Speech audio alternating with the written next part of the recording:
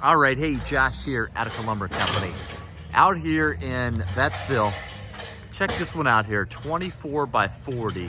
Now what we did is we connected this to, you can see here, we built this building probably about 4 years ago, a 40 by 60. But we connected, or actually we're connecting this 24 by 40 post-frame building. And you can see, let's take a look here. Let's walk in here. But that's the setup. So, you know, a lot of times, build it the way you want to build it, but we realize things do change.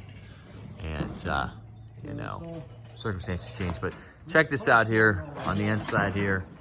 James is up here. Attaching the purlins, getting that ready. But a couple highlights on this building. 2x6, you can see bottom cord trusses right there. 2x6 bottom cord, top cord 2x4. Now this is 2100 MSR. So what is MSR? Stands for machine stress rated.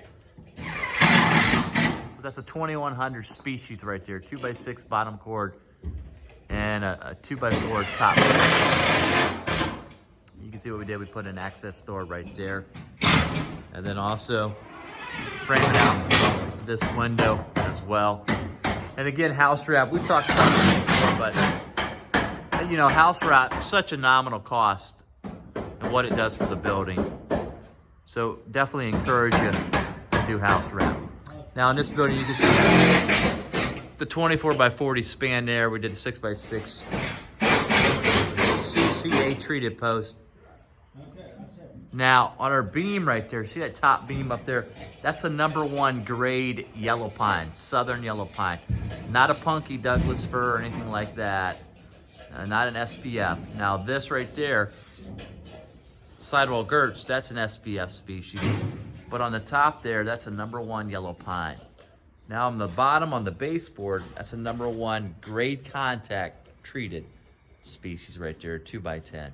So we put a #1 grade.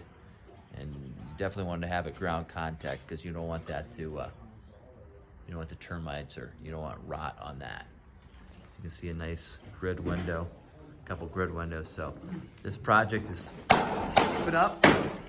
But again, 24 by 40, 2-car garage, as you can see right there, in addition to the 40 by 60 that we built about 5 years ago. And then I'll show you just a little bit on the outside, and then we'll wrap this up. By the way, if you like the video, hey, give it a thumbs up. But this is something we could do.